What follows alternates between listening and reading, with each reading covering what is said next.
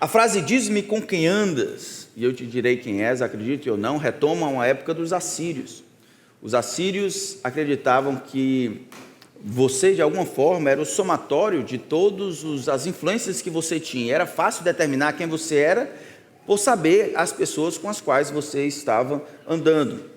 O determinismo afirma isso, que você é esse somatório de todas as pessoas que vivem ao seu redor, de todas as influências que você tem ao seu redor. Mesmo que as nossas companhias tenham uma importância sem igual, o determinismo, biblicamente, é incorreto. Nós não somos o somatório das pessoas ou da influência que as outras têm sobre nós. Fazer isso significa abrir mão da responsabilidade que todos nós temos pela maneira como agimos, mesmo tendo recebido todas as influências possíveis. O ditado, no entanto, deseja simplesmente expressar que você pode identificar uma pessoa pelas companhias que ela tem, ou que é fácil identificar quem a pessoa é olhando do lado de fora.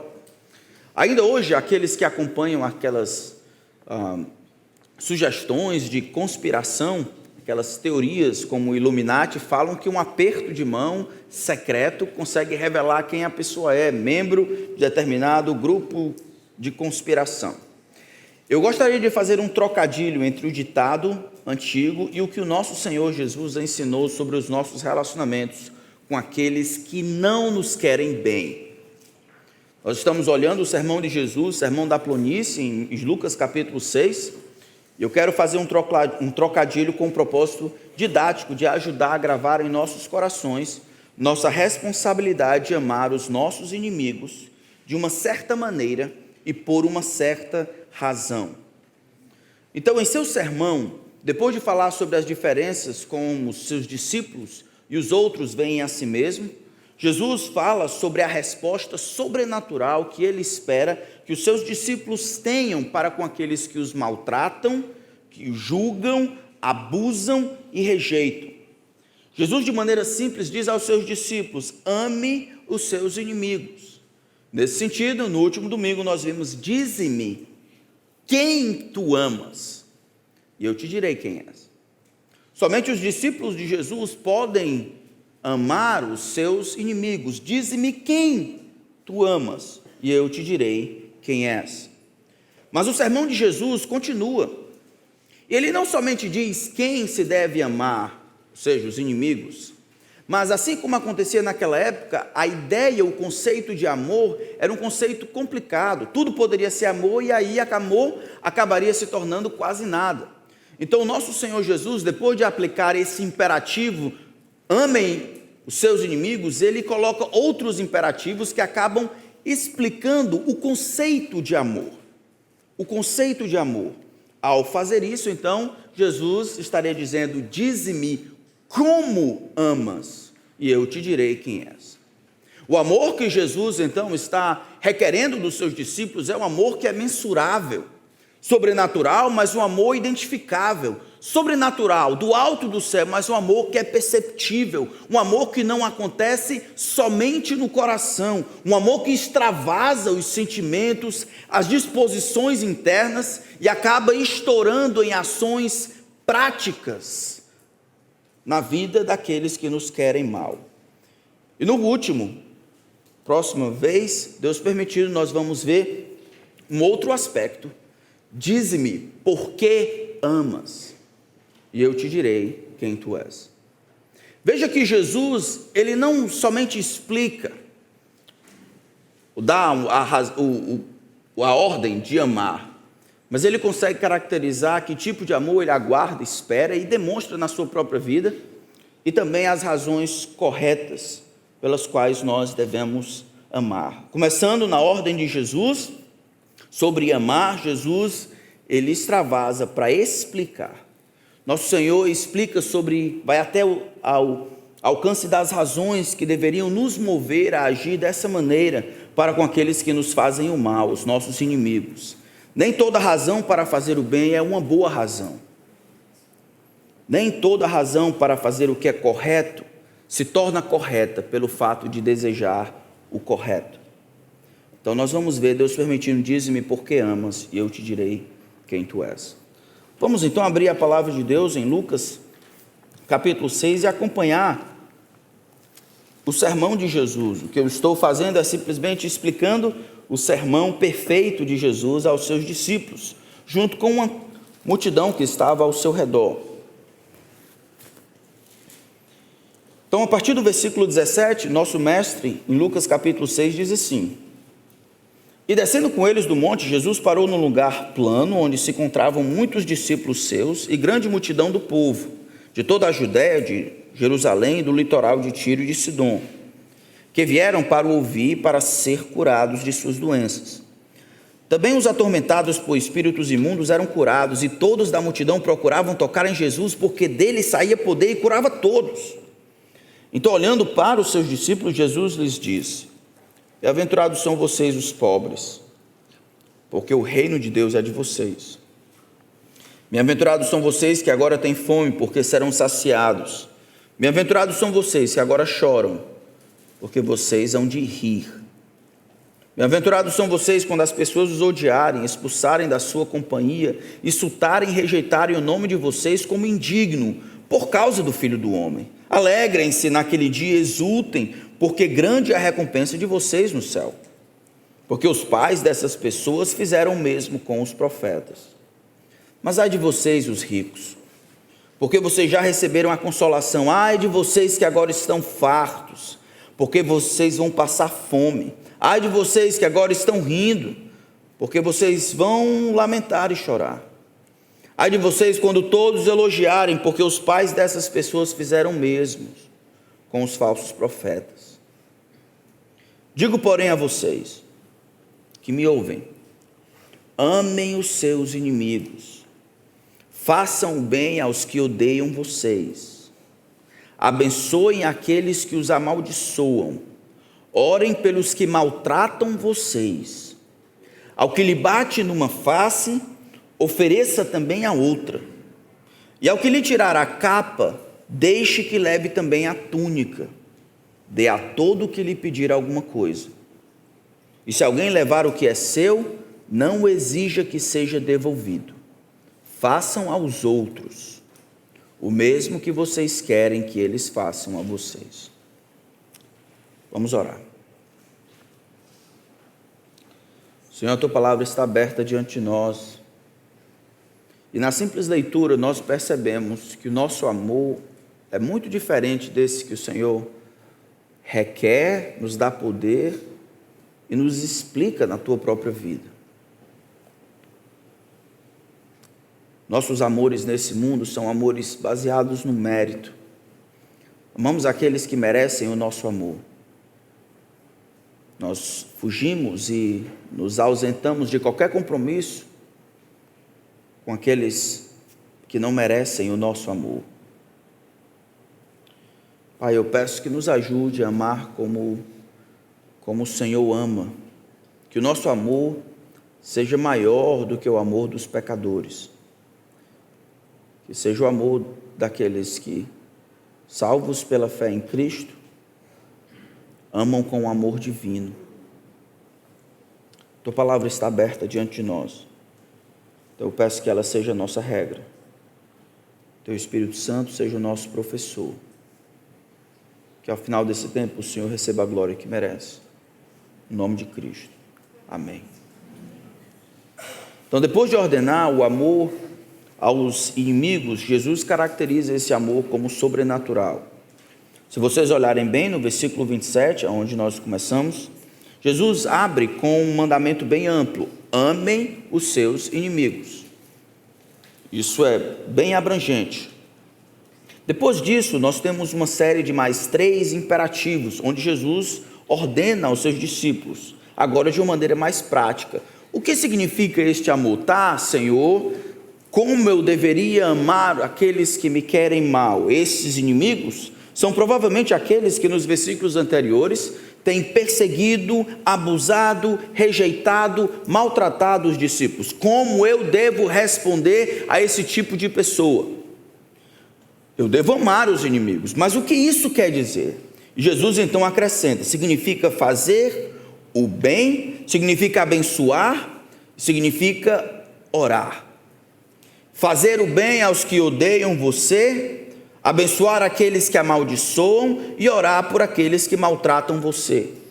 Em seguida, para que fique mais claro, Jesus vai dar a ilustração de como este amor, definido por mais 3 imperativos, funciona na prática. Em outras palavras, vocês estarão fazendo o bem, vocês estarão abençoando as pessoas, estarão orando por elas, estarão fazendo o bem, amando os seus inimigos, quando em uma situação, como é o caso aqui, alguém lhe bate uma face, você oferece a outra, alguém tira a capa, você dá também a túnica, quando você dá sem esperar nada em troca. Quando você, em outras palavras, se posiciona numa situação de vulnerabilidade voluntária, quando você elimina do seu vocabulário, do seu DNA espiritual, o desejo de sempre estar em vantagem sobre alguém, quando você se coloca vulnerável para aceitar as perdas, por causa do nome, como sendo legítimas, com o propósito de ganhar a outra pessoa pelo seu próprio exemplo. Quando você não se vinga, quando você não retribui na mesma moeda, quando você deseja estar fora daquela situação em que você tem o controle, o direito, o desejo de vingar-se, quando você aceita o que Deus tem colocado para você. E digo já que essa atitude aqui é uma atitude completamente sobrenatural. Os homens não vivem dessa maneira. Mas antes de chegarmos às ilustrações que acontecem a partir do versículo 29, vamos olhar as ordens que Jesus falou, que caracterizam ou explicam o que significa amar os inimigos. Como vocês podem ver, depois a primeira ordem que ele coloca entre amar os inimigos é: façam o bem a quem odeia vocês. O amor, assim como naquela época, agora hoje, o amor é definido de uma maneira esquisita. Amor se define tantas vezes por aquele desejo interno, ou aquele sentimento passageiro, aquele gostar. Esse gostar, tantas vezes, ele é fruto daquela intimidade, ele é fruto de relacionamentos familiares, ele é fruto de afinidade, ele é fruto da pessoa merecer a minha confiança. Todas essas coisas nutrem esse sentimento de gostar no meu coração. Isso, no entanto, não é o amor que Jesus está dizendo. Em nenhum momento Jesus vai dizer que este amor para com os inimigos precisa ser fruto de um coração que gosta daquela pessoa, ou que tem elementos de familiaridade, de afetividade. O amor que Jesus requer dos inimigos é um amor que se transforma em prática. Então ele diz: faça o bem, não sinta algo. O amor aqui é definido como o desejo, isso é, a decisão pelo bem do outro. O outro é aquele que me maltrata, e o esforço para que esse bem aconteça. Eu decido que a minha resposta diante de Deus, por causa de Cristo, da recusa, da rejeição, dos maltratos, da maldição, do ódio que eles nutrem, dessa perseguição contra mim, eu decido diante de Deus, por causa de Cristo, que a minha resposta será amorosa, e o meu amor vai ser explicado na prática. Eu vou fazer o bem. Eu não vou sentir, eu não vou esperar que as coisas aconteçam. Nós fazemos tantas vezes assim. Alguém ofende você, e aí depois dessa pessoa ofender, a pessoa se tornou um inimigo mortal, acabou-se. E algumas vezes, em vez de você tratar com bondade ou amar o seu inimigo naquela determinada situação e fazer o bem, você espera que seja removido do seu coração os desejos errados, o antagonismo para com aquela pessoa, porque você acha que ao fazer com o coração ainda fervilhando de raiva, isso seria errado. Nós fazemos o que é certo porque é certo. Jesus falou em João capítulo 15 que se sabeis estas coisas, bem-aventurados sois se a prática. Existe bem-aventurança em fazer o que é certo por causa de Jesus, mesmo que o meu coração me diga outra coisa. O melhor seria que o coração e as mãos estivessem acordadas, mas quando não há acordo entre eles, e muitas vezes nós não podemos justificar não fazer o bem por ter um coração que não deseja o bem daquela pessoa. Faça o bem, promova o bem, não haja exatamente como você recebeu, mas haja da maneira como o Senhor Jesus tem demonstrado. A ordem de Jesus aqui é direcionada à vontade, não às emoções. Se eu pudesse dividir os homens de maneira didática entre as ações e as emoções, então Jesus está direcionando essa ordem não às emoções, não aquela parte imaterial que faz com que você goste ou não goste, sinta ou não sinta, tenha afeto ou não, mas aquela parte concreta, que move as suas mãos e os seus pés, a sua boca, a fazerem o correto, a fazerem o bem àquela pessoa. A ordem é clara, Jesus ordena que os seus discípulos façam o bem, ajam de uma determinada maneira. Quando juntamos todos esses outros imperativos aqui, veja que todos eles fazem a mesma coisa: fazer o bem ao que odeia você, abençoar aqueles que amaldiçoam você, orar por aqueles que maltratam você. Nenhum está pedindo para você sentir absolutamente nada. Você não precisa sentir para orar, não precisa sentir para abençoar, não precisa sentir para fazer. O seu inimigo faz algo contra você e Jesus então diz: a sua resposta tem que estar nesses parâmetros aqui. Você só tem a opção de amar. E em amar, você vai fazer o bem, você vai abençoar, isso é, suas mãos vão promover o bem daquela pessoa, sua boca não vai revidar com maldição, você vai desejar diante de Deus boas coisas para aquela pessoa, você vai abençoar. E você vai clamar ao Senhor que a abençoe. Você vai falar em nome dela diante de Deus. Fazer o bem dessa forma se constitui esse primeiro elemento. Mas esse bem, ele não precisa de novo ser atrelado ao sentir. Lembra, por exemplo, em Lucas capítulo 7, não preciso abrir lá por causa do tempo. As pessoas, o servo do centurião está doente. E as pessoas dizem que ele é um amigo de Israel, dizem que ele é amigo, ou que ele gosta de Israel, é um promotor de Israel, porque ele nos ajudou, eles dizem, versículo 5, ele nos ajudou a construir a nossa sinagoga. Um samaritano está descendo num caminho perigoso, Jesus conta essa história, Lucas capítulo 10, esse samaritano, ou os samaritanos não se davam, tinham intriga racial com os judeus. Existe um judeu morto no caminho, o samaritano trata das feridas daquele que era seu inimigo nacional. Ao fazer isso, ele demonstra amor.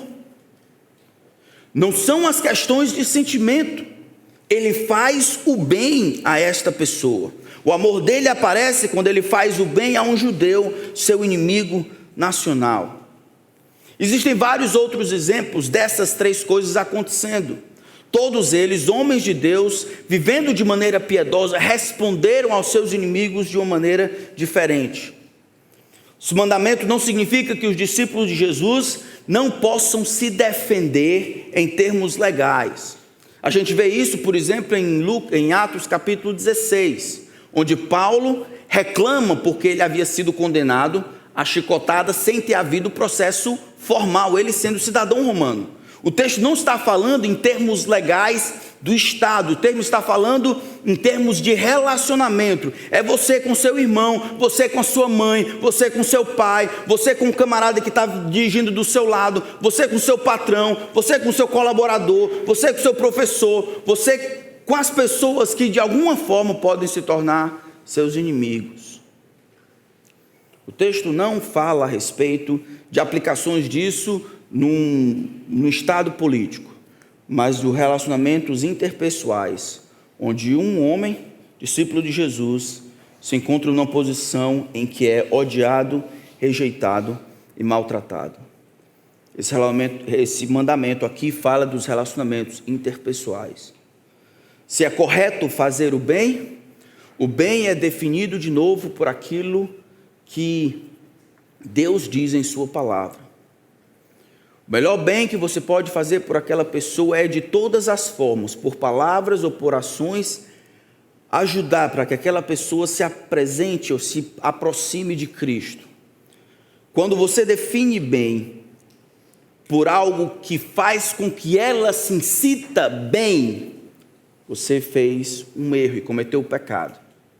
Como assim? Vamos dizer que você tem uma dificuldade com a sua esposa. A dificuldade é que a sua esposa gasta demais. Isso obviamente não acontece em nenhuma das esposas aqui. Estou pensando nas esposas que vivem na Tchecoslováquia. Mas, digamos que a esposa tem uma dificuldade em gastar demais. E aí, por conta disso, o marido está tentando ajudá-la. Só que ele sabe, ao dizer não, você não vai comprar isso aqui, porque isso a gente não consegue, ou não pode pagar, não é o momento, ou você já tem 25, não vou comprar isso.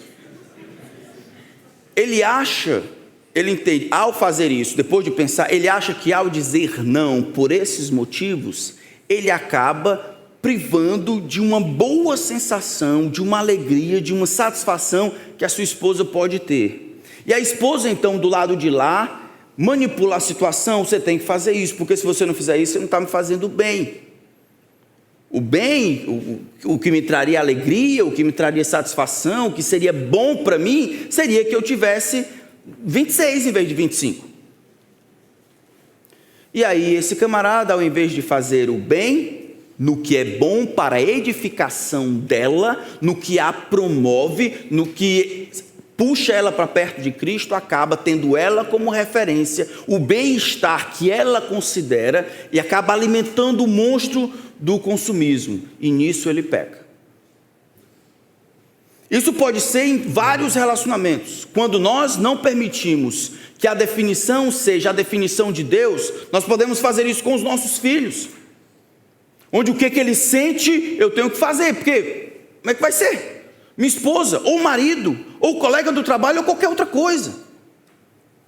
O bem aqui é o bem de acordo com Deus. Filipenses capítulo 4, que é o bem para a edificação. É o bem que promove de uma perspectiva eterna. É o bem que constrói de uma perspectiva que vale a pena. Nesse sentido, você pode dizer muitos nãos e vários sims. Mas o objetivo é fazer o bem, bem determinado pelo Senhor. Depois de fazer o bem, ele vai dizer: abençoe aqueles que o amaldiçoam. Falem o bem àquele que amaldiçoa você. Não pague os impropérios, as maldições, os palavrões na mesma moeda. E talvez a melhor ilustração que nós vamos ter aqui, em que a pessoa faz o bem e abençoa diante da dificuldade, não somente ao nosso Senhor Jesus Cristo, mas Estevão. Atos capítulo 7 diz que Estevão está pregando, fazendo o bem. Quando ele inclui a parte de que o coração dos homens estão sempre duros diante de Deus, eles cerram os dentes e apedrejam Estevão até a morte. O último suspiro entregando o Espírito, ele diz: não impute sobre eles, não os condene por causa disso. Não os condene por causa disso. Numa época em que os homens trocam na mesma moeda, numa época em que o olho por olho já se mostrou completamente diferente. Hoje é uma vida por um olho, uma vida por um tênis, uma família. Nós precisamos aprender a responder às maldições de uma maneira que abençoe. Lucas capítulo 16 também conta a história, ou melhor, Atos capítulo 16 conta a história do carcereiro de Filipos. Lembram disso? Lembram? O carcereiro que está lá, acontece um terremoto, Paulo está indo embora, ou melhor, ele fica lá dentro, mas o carcereiro acha que todo mundo foi embora, ele tinha pagado com a própria vida, ele ia suicidar. De repente Paulo grita lá de dentro: não faça isso, estamos todos aqui. Ele entra trêmulo, Paulo compartilha o evangelho, o homem se converte. Mas Paulo é um prisioneiro político, mas agora se tornou seu irmão. Eles levam para casa, eles comem à mesa, o carcereiro limpa-lhes as feridas. Provavelmente alguém relacionado ao carcereiro, ou o próprio carcereiro, tenha tido uma voz, um voto, uma palavra nesse infortúnio da vida de Paulo e no chicoteamento. Mas agora ele faz o bem, agora ele o ajuda, ele cuida das feridas de Paulo. Você não permite então que a sua boca amaldiçoe os homens feitos à semelhança de Deus. Tomara que, eu só gostaria que, se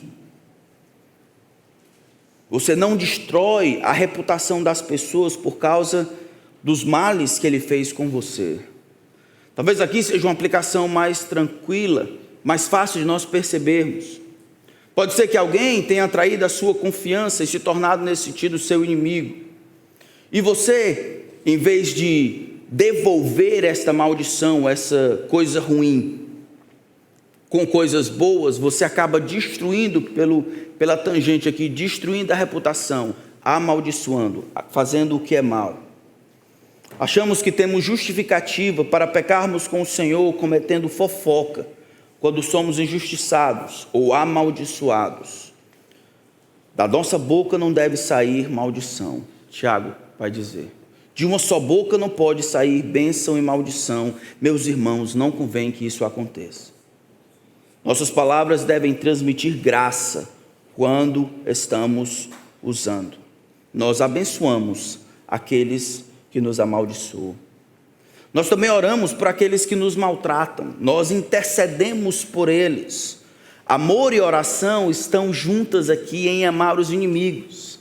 Muito interessante, nós não fazemos esse link, mas na cabeça de Jesus, quem ama, ora. Na cabeça do Senhor, uma das maneiras mais claras de provar o seu amor por alguém é você levantando aquela pessoa e as suas dificuldades diante do Senhor. Não sou eu que estou dizendo, é o Senhor Jesus. Ame os seus inimigos. Tá, como eu amo os meus inimigos? É fácil, você faz o bem para ele. Ele tem o bem dele como um dos objetivos do seu tratamento com ele. Tá certo, o que mais? Você amaldiçoa enquanto eles amaldiçoam você. Você fala bem, você transmite graça com as suas palavras. Tá, e o que mais? Você ora por ele. Você traz a atenção do grande Deus para a vida dele, esse que odeia você. Agora a oração não é aquele salmo imprecatório. Senhor, olha como ele está feliz, queima ele, Jesus. Não é esse. A oração é que o grande Deus faça o que deve ser feito. Se agir com justiça, que faça conforme a justiça e os parâmetros de Deus, não o seu ego que foi ferido. Nós oramos porque amor e oração vão juntos. O texto está colocando os inimigos, mas nós temos tanta dificuldade de amar de maneira correta que até os nossos próprios amigos. Você ora por seus filhos, ora pelos seus irmãos aqui, ora por nome, ora pelos governantes, ora pelos nossos missionários, ora pelos pastores que lhes servem, ora. Como é que a gente pode dizer que ama essas pessoas quando uma coisa fácil, de graça, invocarmos o grande Deus e a atenção do Senhor para com esses que nós dizemos que amamos está tão fora da nossa rotina? Quem ama, ora. Por isso que Jesus ordena que em amar os inimigos, nós intercedemos e oramos por eles. Depois de falar sobre esses imperativos aqui, o nosso Senhor vai dar algumas ilustrações. Essas ilustrações são um pouco difíceis e elas têm sido interpretadas ao longo da história de maneiras as mais variadas possíveis. Então eu queria muito que vocês prestassem atenção para nós compreendermos o que Jesus está falando a partir do versículo 29. Ao que lhe bate numa face, ofereça também a outra. Jesus aqui, ele não está tratando de uma maneira literal como nós deveríamos tratar. Ele está funcionando como ilustração. Ilustração de quê? Essa ilustração é dessas posições aqui. Quando você ama os inimigos, abençoa quem amaldiçoa, ora pelos que maltratam você. Quando você faz essas coisas, você se coloca numa posição de vulnerabilidade. Essas coisas que ele vai falar, essas ilustrações, são como maneiras de explicar como seria isso na prática.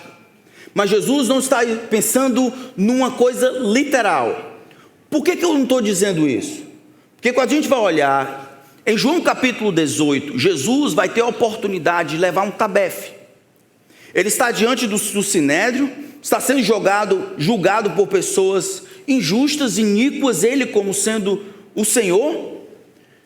E aí, enquanto ele fala, ele leva uma bofetada. Tá, estou achando que eu estou inventando. João 18. João 18.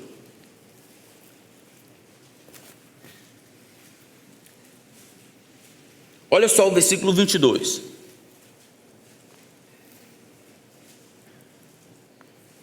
Na verdade, versículo 20. Jesus lhe respondeu. Perguntaram a Jesus sobre a doutrina dele. Eu tenho falado francamente ao mundo. Sempre ensinei, tanto nas sinagogas como no templo, onde todos os judeus se reúnem, não disse nada em segredo. Por que você está perguntando para mim? Pergunte aos que ouviram o que lhes falei. Eles sabem muito bem o que eu disse. Quando Jesus disse isso, um dos guardas que estavam ali deu-lhe uma bofetada, dizendo: é assim que você fala com o sumo sacerdote? Se Jesus estivesse falando de maneira literal ali, alguém que bate aqui, você devolve a outra, o que Jesus deveria ter feito? Dado a outra. Jesus não faz isso. Jesus disse: se falei mal, verso 23, dê testemunho do mal. Mas se falei bem, por que você está me batendo? Esses exemplos aqui, que nós vemos em Lucas, visam estimular ou demonstrar como seria essa aceitação voluntária de uma posição de desvantagem. É preciso entender que Jesus não deseja, em todas as instâncias, prover uma maneira literal como essas ilustrações deveriam funcionar. O contexto lá de Lucas vai nos ajudar. Precisa ficar claro então que bater ou entregar a outra face é muito mais naquela cultura relacionada a um insulto do que a luta ou a coisa física, ao maltrato físico. Dar um tapa em alguém, naquele contexto de judeus, era insultar. O que dentro do contexto aqui do sermão de Jesus é exatamente o que os discípulos de Jesus estão enfrentando. Eles estão enfrentando maus tratos, rejeição, injustiça, eles estão enfrentando perseguição por causa do Filho do Homem. E ao fazerem isso, Jesus está dizendo: este insulto próprio daqueles que estão ligados a mim, recebem do mundo, fiquem preparados para aceitar voluntariamente essa posição de serem insultados. Jesus com isso fala da manutenção voluntária dessa posição de desvantagem. Teve um pugilista escocês que, lendo esse texto, ele era pugilista, né, lutador de boxe, e aí ele se converteu. Se tornou um evangelista. E aí ele estava fazendo uma tenda, né, para ter culto evangelístico, e chegando lá, vieram os malandros lá, e começaram a fazer hora e tudo, e aí ele foi falar com o malandro, levou um tabefe no rosto, do lado direito. Ele caiu, ele levantou, e lembrou do que Jesus tinha dito, ofereceu outra face. O homem então deu-lhe outro tabefe, e ele caiu. Ele levantou, dobrou as coisas e disse: Jesus não disse mais nada depois disso. E aí foi para cima do homem. Ele não entendeu. Ele não entendeu. Essa história é real. Ele não entendeu. Levou duas, depois disse: bom, agora é isso mesmo. Agora é isso mesmo. Jesus não disse mais nada depois. Jesus não estava pensando em algo físico, que pode se tornar até físico, mas estava pensando nos insultos que aqueles que seguem Jesus deveriam estar dispostos a aceitar. A razão de dizer isso é que os discípulos, eles têm que se entregar ao Senhor que cuida de todas as coisas. Eles têm que rejeitar a normalidade do que o homem tem de vingar a si mesmo, de pagar na mesma moeda. Ele tem que transpor essa previsibilidade pecaminosa humana e responder de uma maneira sobrenatural, exatamente como o nosso Senhor respondeu. Ele aceita voluntariamente essa posição de desvantagem por causa de Jesus. Isso é muito difícil, irmãos, e por isso eu digo, isso é absolutamente sobrenatural. Mas Jesus, ele proíbe os discípulos de retaliarem, retribuírem, de nutrirem qualquer vingança pessoal premeditada, pagamento na mesma moeda, de ter e desejar ter a resposta final. Às vezes a gente vê isso nas crianças. As crianças estão se tocando, né? Se cutucando. E aí você diz, para. Imediatamente é que uma delas vai dizer, não, uma delas vai tocar, não, vou tocar, toquei por último. Nunca viram isso? Toquei por último. Eu quero ter a última palavra. Eu quero falar a última que tem que falar. Isso aí está em criança, quando chega nos adultos, é a última palavra no trânsito, é a última palavra no trabalho, é a última palavra entre marido e esposa. Eu tenho que estar certo, eu tenho que dizer o final, eu tenho um direito, na verdade eu estou certo. E sendo que eu estou certo, eu tenho direito. Esse tipo de raciocínio é humano. Eu entendo você. Eu entendo. Não é o que o Senhor Jesus quer dos seus discípulos. O Senhor Jesus, Ele quer que a gente aceite voluntariamente uma posição de desvantagem. Evitar brigas, perder com resignação. Pense no trânsito, no trabalho. Jesus está ensinando a evitar o espírito de reciprocidade maligna, que nunca deseja ficar por baixo, mas provar que aqui no meu terreiro ninguém canta de galo. Você não pode deixar que alguém passe por cima de você. Quem é ele, quem é ela, para achar que pode dizer isso, fazer aquilo, logo comigo? Eu? Não, aqui não. Aqui sou eu que digo, aqui sou eu que digo como as coisas, eu que dou as cartas. Jesus ensina o espírito manso, que nunca revida na mesma moeda, mas devolve com bondade, sem ser forçado a aceitar a desvantagem. O discípulo de Jesus voluntariamente se permite. Ninguém está mandando, ordenando ou forçando essa pessoa a entregar a capa. Ninguém está forçando esta pessoa a virar a outra face. Ninguém está forçando a dar a quem pede sem receber nada em troca. Esta pessoa aqui está fazendo voluntariamente. Ela entendeu quem é o Senhor Jesus. E o que o Senhor Jesus está requerendo dele. Então, a uma face, entrega-lhe também a outra. O que tirar a capa? Deixe que também leve a túnica. Aqui ele pode estar pensando naquela situação política. Lembra que os romanos, eles tinham direito, como sendo os que governavam, de tirar o que as pessoas tinham, até o que as pessoas tinham para se manterem vivas. Isso é, quentinhas durante a noite. Os judeus, eles tinham 2 peças de roupa. A capa e a túnica, e as duas juntas ajudavam a pessoa a não morrer de frio, não ficar doente.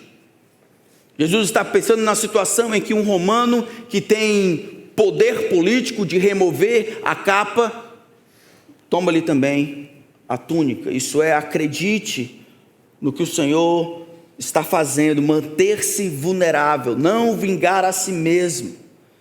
Existe uma diferença entre procurar justiça por causa própria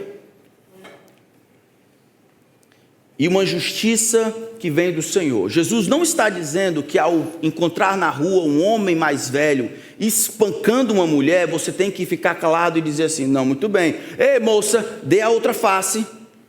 ou se juntar a ele. Jesus não está dizendo isso. O que Jesus está tratando aqui é proibindo aquela reciprocidade maligna, em que eu não penso nem tanto com a justiça de Deus, e não me importa que isso aconteça até com outras pessoas. O que me dói, o que fervilha no meu coração é que isso aconteceu comigo. Eu clamo por justiça porque foi comigo. Eu quero que as coisas sejam certas e a pessoa sofra e pague porque foi comigo. Não importa se isso acontece com outras pessoas. Quando eu me coloco então nessa situação, eu vou contra o que Jesus falou aqui. Jesus está proibindo de que haja esse senso de retaliação, onde você admite, aceita ser voluntariamente vulnerável por causa de Cristo. Depois ele diz: dê ao que te pede. E obviamente ele não está dizendo dar de maneira indistinta. De novo, é a Bíblia que interpreta a Bíblia. Como eu sei que não é dar de maneira indistinta, em 2 Tessalonicenses capítulo 3, vocês vão lembrar, algumas pessoas, por causa da má teologia da vinda de Cristo, estavam deixando de trabalhar e se tornaram mexeriqueiros, se intrometendo na vida alheia de maneira profissional, preguiçosos. O que Jesus diz, por meio do apóstolo Paulo? A esses eu digo: vão trabalhar. Esses que estão pedindo, mas têm condições de trabalhar, vão trabalhar.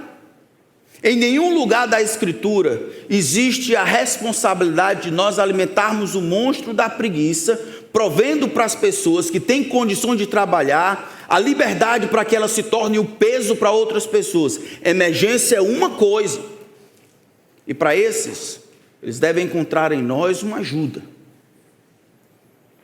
Mas aquela disposição ou indisposição voluntária de não trabalhar, contando com o trabalho dos outros para a manutenção da vida, é contrário à Escritura. E a gente vê isso em 2 Tessalonicenses capítulo 3. Jesus aqui está pensando: dê de maneira generosa. Opte pela generosidade e a misericórdia como resposta. Não está pensando nos pedintes profissionais, mas naqueles que precisam de ajuda, que devem encontrar em você. Por causa dessas dificuldades grandes da nossa sociedade, os pedintes profissionais, nós acabamos fechando o nosso coração. Nós precisamos ser considerados como pessoas generosas, pessoas que são conhecidas por darem sem esperar nada em troca. Essa é uma maneira de amar as pessoas. E por último, Jesus diz no versículo 30, dê ao que lhe pedir alguma coisa, se alguém levar o que é seu, não exija que seja devolvido. Aqui de novo, a ilustração se refere à recusa de estar em vantagem, em procurar retribuição. E ele coloca que isso é uma demonstração de misericórdia. Com certeza isso seria diferente do que o mundo faria. A ideia é que existem coisas mais importantes do que a retenção do nosso direito e a manutenção do que é nosso. Essa ilustração, talvez um exemplo real disso, acontece em 1 Coríntios capítulo 6. Olha que texto sobrenatural.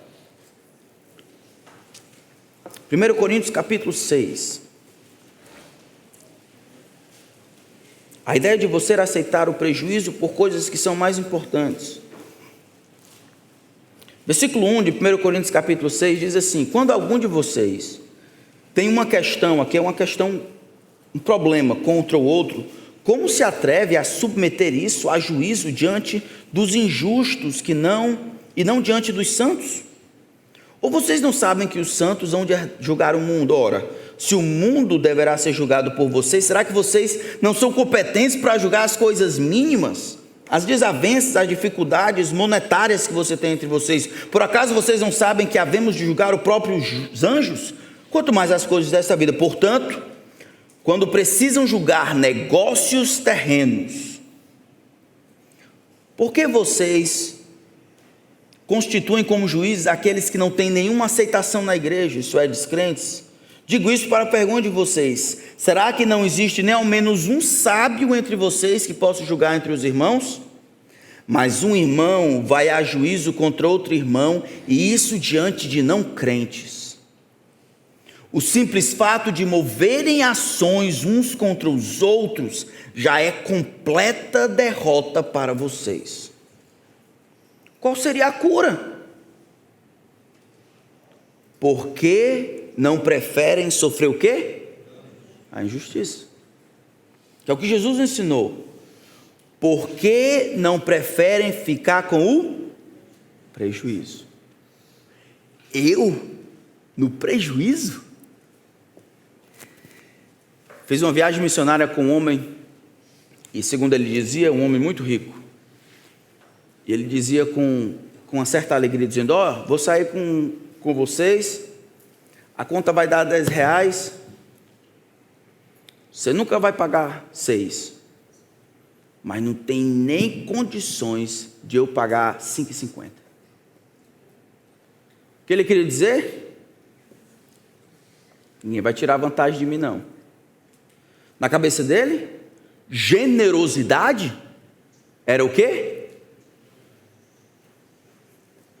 Qualquer generosidade em que eu tomo a dianteira e abençoo outras pessoas era tolice, era ser besta.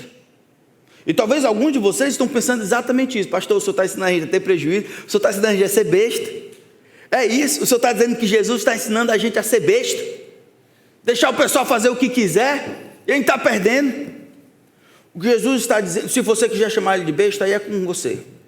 Mas o que Jesus está dizendo é que existem coisas muito mais importantes que chamam a atenção de Deus do que o simples fato de você ter aquilo que é seu.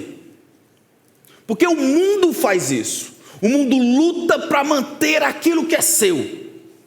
Nós sabemos que o que é nosso, Deus vai nos dar naquele dia. Amém? As coisas que nós temos aqui são ferramentas, e só isso. Tesouro, só no céu. Aqui é só ferramenta.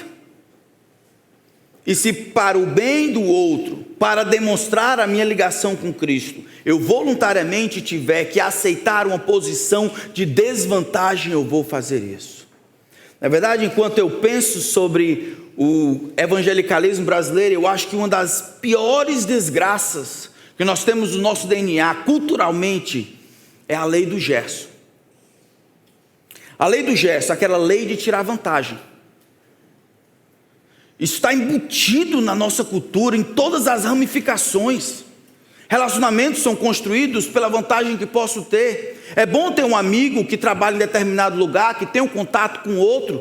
Não porque o cara é legal, aquela pessoa, mas porque se eu precisar um dia, eu posso ter o contato.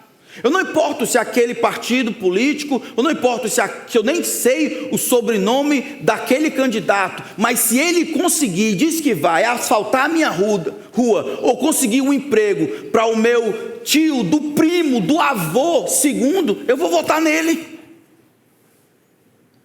Eu quero é ganhar uma vantagem, não importa o que ele diz, se ele conseguir me dar isso aqui, me dá um dinheiro aqui, pagar um negócio ali, ajeitar um carro, asfaltar minha rua, me dá um tijolo. E nós fazemos isso, irmãos, com quase tudo. Nós não conseguimos pensar o que é bom para todo mundo. Não conseguimos pensar o que é bom para a próxima geração, o que é bom para... Eu quero saber o que é bom para aqui, para a minha turma aqui, para agora, para os meus filhos, minha família. É como o mundo pensa. Jesus está indo contra isso. Jesus está indo contra isso. Ele quer eliminar com a lei do gesto. Escolhem-se igrejas por causa disso. Amigos por causa disso. Livros por causa disso. Lugares para trabalhar por causa disso. O que eu ganho? E essa política, essa filosofia de vida acaba com o cristianismo. Acaba completamente com o cristianismo. Jesus está ensinando uma outra coisa. Prejuízo para o mundo, algumas vezes, vai ser tido como generosidade. Como generosidade. Injustiça, para o mundo, algumas vezes vai ser tido como demonstração de misericórdia. Isso é loucura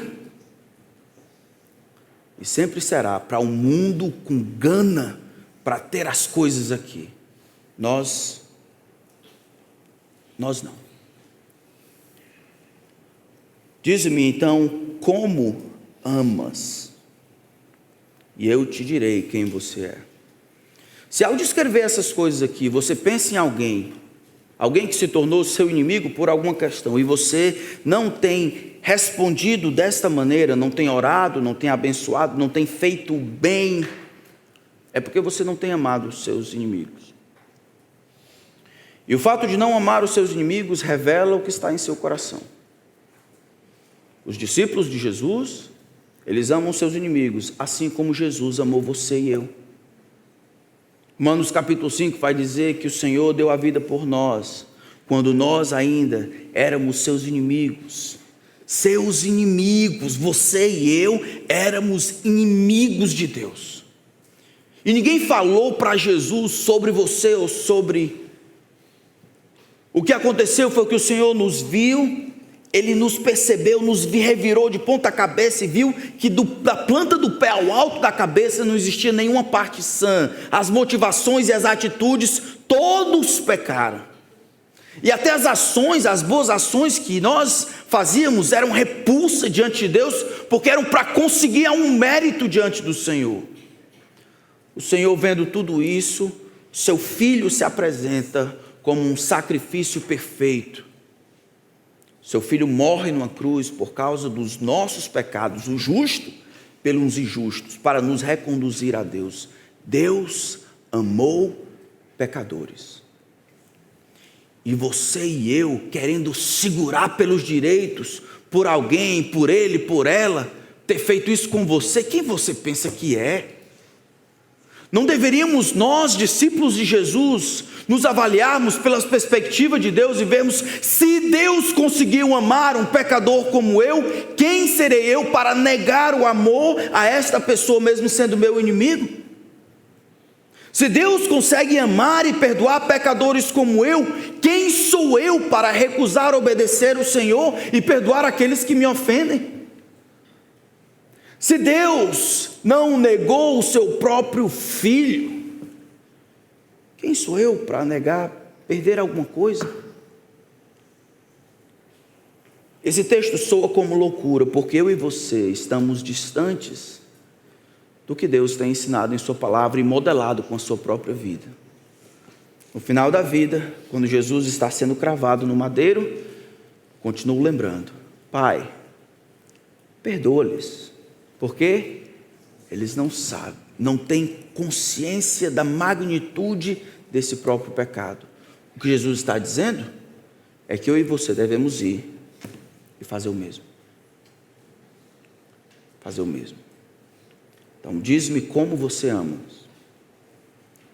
Eu vou dizer quem você é. Vamos orar.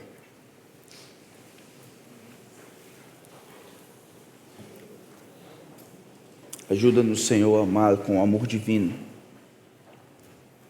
Não aquele amor de pecadores, aquele amor que nós já nascemos com Ele.